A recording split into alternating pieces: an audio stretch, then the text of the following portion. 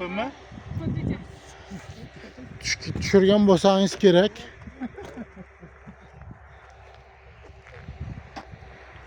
Surxondaryo viloyatidamiz.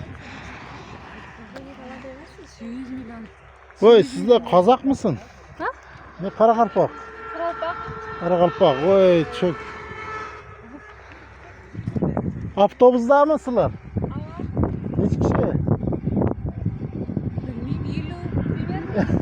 Примерно 50 kishi. Voy, Qoraqalpoqlar ham shurda.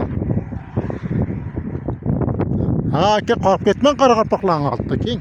Ha, yangan ketdi-ku. Yangi eshityapsizmi? Qoraqalpog'im mening. Janob Rasul.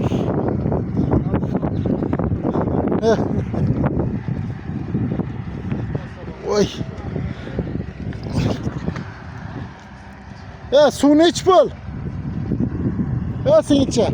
Suvni ich bo'l, suv. 4000 so'm 1 litr suv 4000 so'm. Yaxshi. Qoraqalpoq elindan sizlar. Çok yaxshi.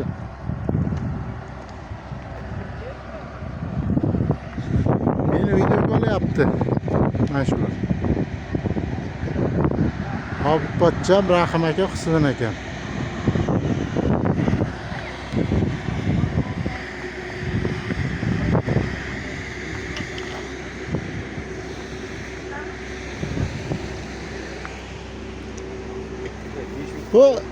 Bu yerda svet bormi, tok?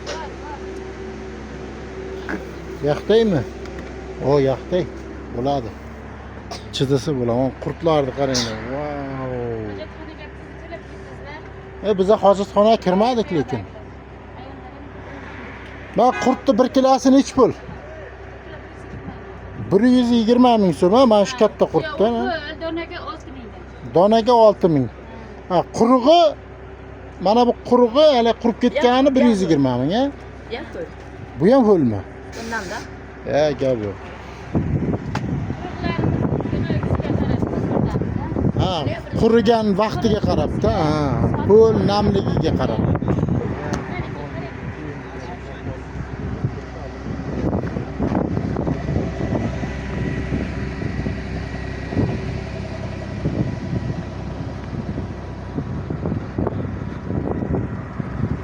Pochcha qanday, Rahim aka, zo'rmisiz?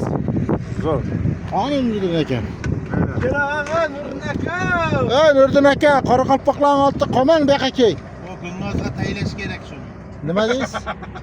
Ha, Gulnozga tashlash kerak deyapti. Ha? Gulnozga tashlash kerak deyapti. Qoraqalpoqlar kep qoldi-da. Bular aylanishga. Yo, bular aylanishga kelgan. Shu Qoraqalpog'istonliklar bir aylanishga kelgan. Nukusdan ekan. Nukusdan ekan. Aytib. Bizda chiqqandan keyin bular chiqdi.